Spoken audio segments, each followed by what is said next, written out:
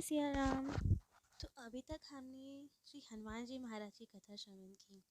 भक्तमाल में जो उनका चरित्र लिखा है, उनकी लीला है, वो श्रवण किया। सबसे पहले हनुमान जी का चरित्र इसीलिए ही सुनाया गया क्योंकि वो हमारे कथा रसिक श्री सीताराम जी की फेवरेट चरित्र है। राम जी को तो हनुमान जी से इतना प्यार है कि सबसे पसंद उन्हीं की कथा सुनना है। तो इसलिए हमारे राम जी के लिए और हमारे लिए हमने सबसे पहले वो कथा श्रवण की। आज हम उनका चरित्र सुनेंगे, उन संत का चरित्र सुनेंगे जिन्होंने भक्तमाल को प्रकट किया, जिनके द्वारा भगवान जी ने, संतों ने भक्तमाल प्रकट करवाई। ये भक्तमाल है क्या?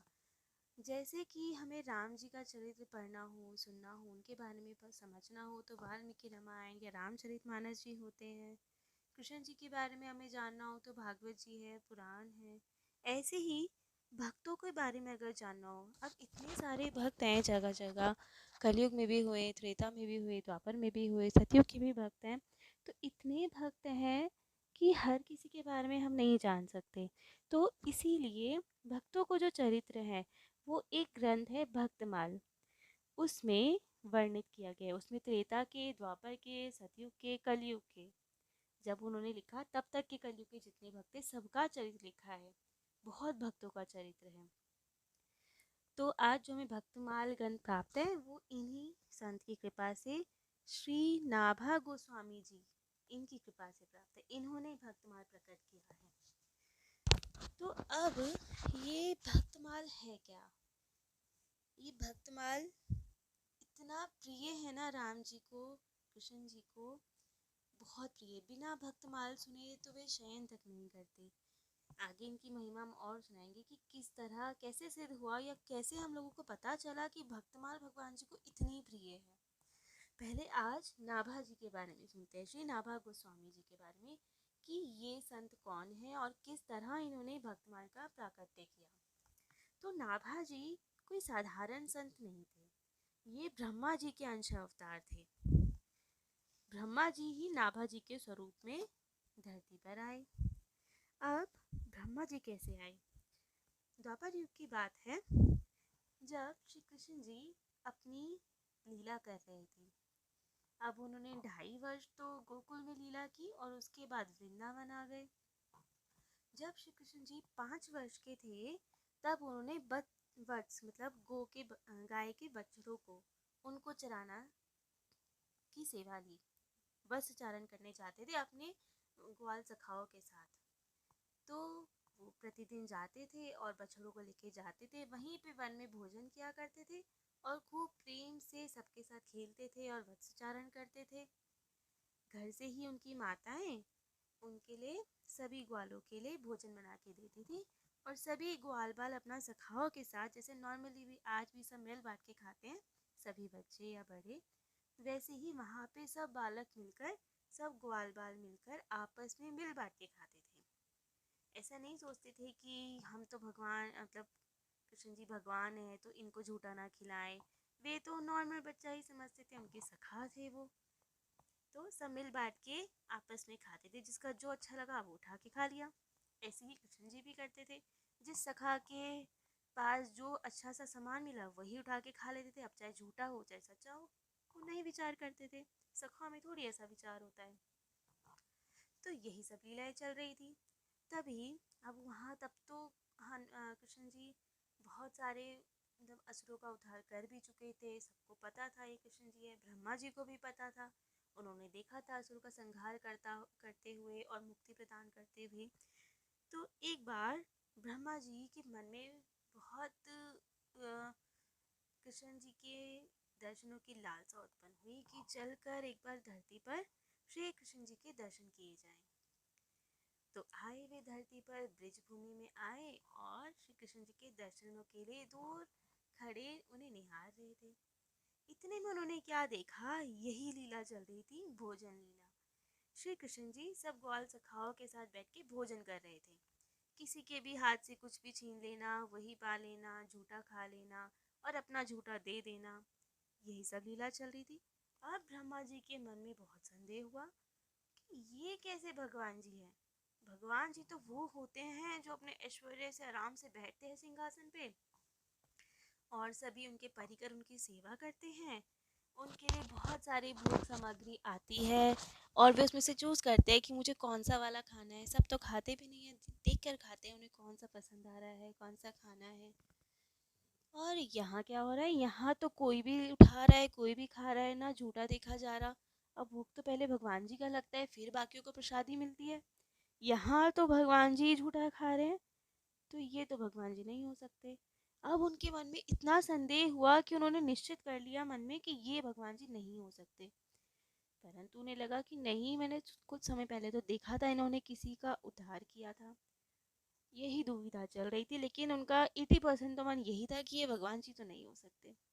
बट फिर भी 20% को और पक्का करने के लिए उन्होंने कहा चलो परीक्षा ली जाए, भगवान जी की परीक्षा ली जाए।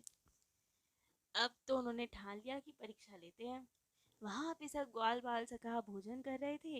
इतने में ब्रह्मा जी गए और जितने भी बछड़े थे जिनको चराने लाए थे कृष्ण जी, सबको चुराकर ब्रह्मलोक ले गए और वहाँ छुपा के रख दिया। अब उनके बाकी बचे हुए ग्वाल सखाए आए और कृष्ण जी से बोले कि अरे कान्हा, हमारे बछड़े कहाँ गए, कोई भी बछड़ा नहीं दिख रहा। कृष्ण जी ने कहा अरे ऐसे कैसे हो सकता है, तुम लोग भोजन करो, मेरा तो हो गया, मैं देख कर आता हूँ, मैं ढूंढता हूँ कहाँ गए सारे।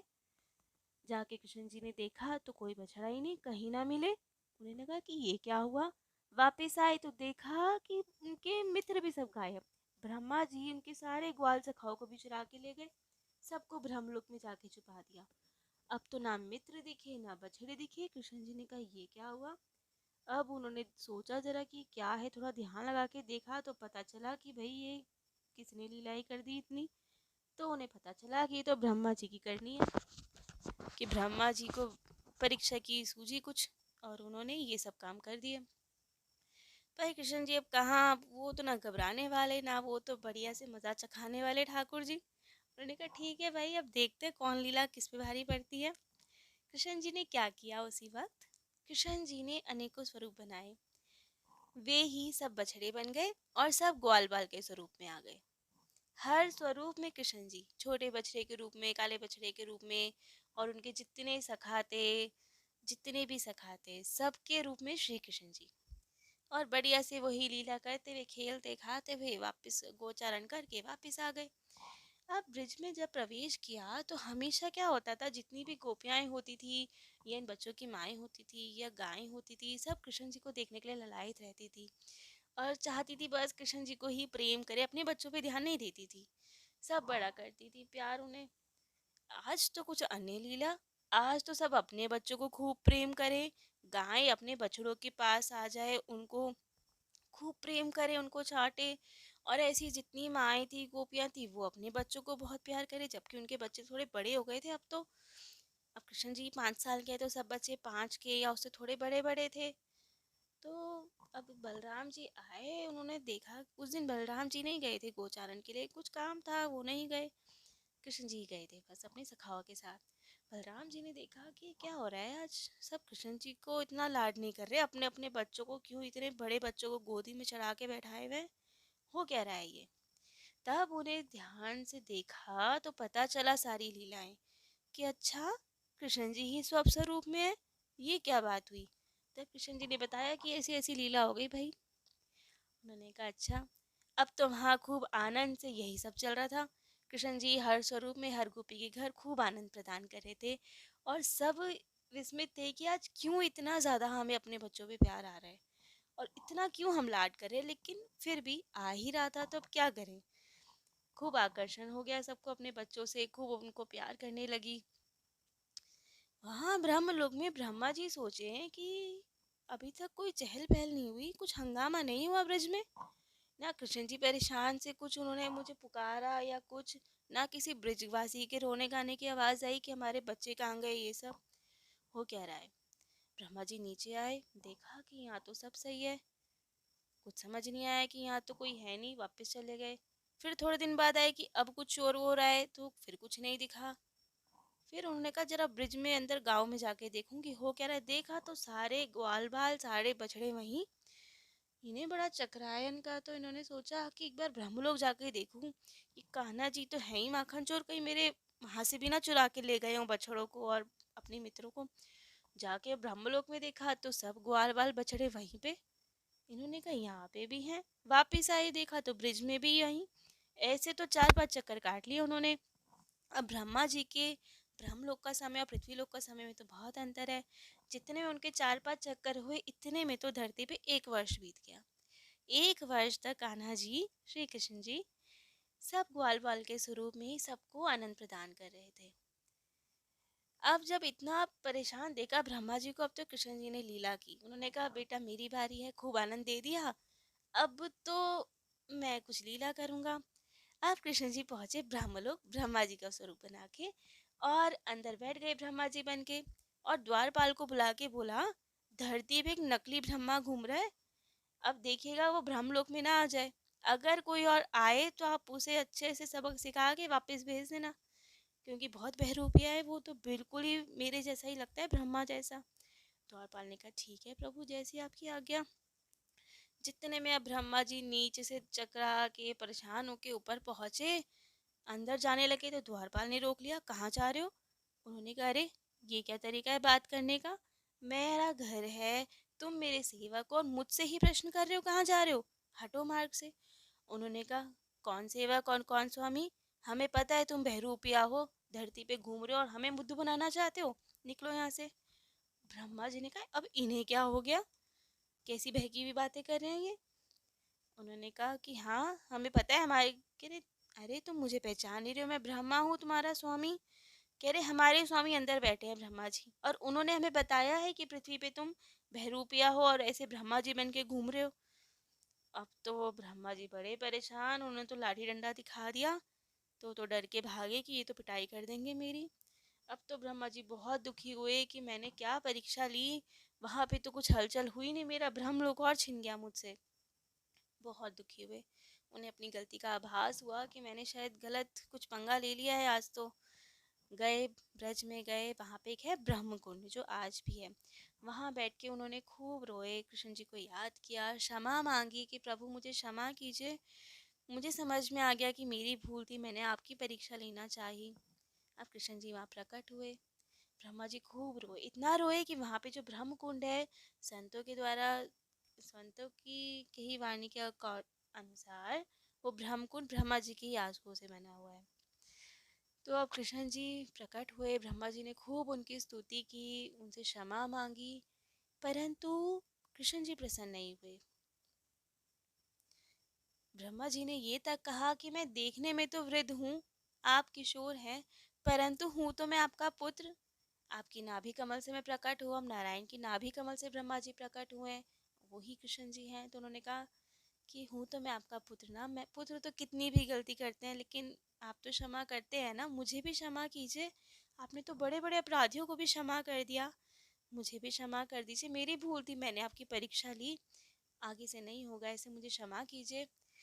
कृष्ण जी ने कहा क्षमा मैं तुम्हें कर दूंगा, क्षमा तो मैं सबको कर देता हूँ, परंतु जो मेरा अपराध करता है ना, कितना भी बड़ा अपराध करे, मैं क्षमा करना मेरे लिए सरल होता है, परंतु अगर मेरे भक्तों का कोई अपराध करे तो मुझे सहन नहीं होता। जैसे कि भृगु जी ने श्री हरि के वक्ष स्थल पे के हृदय पे लात मारी, फिर भी हरि ने, श्री नारायण जी ने उन्हें कुछ नहीं कहा, उन्हें और उनका पैर चलाया कि आपको ना लग गई हो। यही अम्बरीश जी, दुर्वासा जी ने उनके खिलाफ कुछ किया तो उनसे बर्दाश्त नहीं हुआ, अब उनको दुर्वासा जी को पूरे ब्रह्मांड में घूमना पड़ा। ऐसे ही तो कृष्ण जी ने कहा कि मैं अपने भक्तों का अपराध नहीं क्षमा कर सकता, मुझसे नहीं होता, मेरे भक्तों के खिलाफ कोई कुछ करे, मुझसे सहन नहीं होता। तो ब्रह्मा जी के मन में आया कि इंद्र ने तो मुझसे भी बड़ा अपराध किया था, उन्होंने तो पूरे गोकुल को ही तबाह करना चाहा था, सबको मार डालना चाहा था, मैंने तो केवल छुपाया है, और उन्होंने तो पूरा सब कुछ तहस नहस कर दिया था। पर कृष्ण जी का भाव ये था कि इंद्र ने जो भी किया, परंतु उसके कारण 1 हफ्ते तक, 7 दिनों तक मैं अपने भक्तों के पास था, हमने मिलकर खूब आनंद किया। गोवर्धन जी के मैंने उठा रखा था और मेरे भक्त सब वहीं थे, और हमने वहाँ पे खूब, हम नाचे भी वहाँ, हम गाए भी वहाँ, बंसी भी बजाई, राधा रानी भी वहीं थी, सभी थे वहां पे। तो हमने खूब आनंद किया। भक्त और भगवान साथ में रहे तो कोई दुख नहीं, फिर चाहे प्रलय आए चाहे कुछ भी आए। परंतु तुमने जो किया है ना, तुमने मेरे भक्तों को दुख दिया है। कैसे? क्योंकि तुमने मेरे भक्तों को मुझसे दूर कर दिया। 1 साल हो गया मैं अपने भक्तों से दूर हूँ, वो मुझसे दूर हैं। यहाँ मैं दुखी हूँ, वहाँ वह दुखी हैं, इसलिए तुम्हारा अपराध ज्यादा बड़ा है। पर अब ब्रह्मा जी इतना रोए कि प्रभु कुछ भी करिए, मुझे क्षमा कीजिए, दंड दीजिए, लेकिन ऐसा नाराज मत होइए मुझसे। तो कृष्ण जी ने कहा ठीक है, तुमने भक्तों का अपराध किया है तो क्षमा भी भक्तों से मांगनी पड़ेगी। उन्होंने कहा कैसे? उन्होंने कहा ठीक है, अब आपको कलयुग में, द्वापर तो चल ही रहा है, कलयुग में आपको अवतार लेना पड़ेगा और भक्तों की लीलाएं गानी पड़ेगी, उनका यशोगान करना पड़ेगा। तुम जितना उनकी तारीफ करोगे, उनकी प्रशंसा करोगे, उनका यश गाओगे, तुम्हारा अपराध क्षमा होता जाएगा। तो इसीलिए ब्रह्मा जी ने कलयुग में अवतार लिया। अंश अवतार से श्री नाभा गोस्वामी जी के रूप में आए और भक्तमाल लिखी। भक्तमाल में उन्होंने बहुत भक्तों का यश गाया, भक्तों के चरित्र लिखे, जिससे उनका अपराध क्षमा हो। तो अब कलयुग में वो कैसे आए, कहाँ पर आए और भक्तमाल कैसे प्रकट हुई, ये सब चरित्र हम अगली बार सुनेंगे। जय जय श्री सीताराम।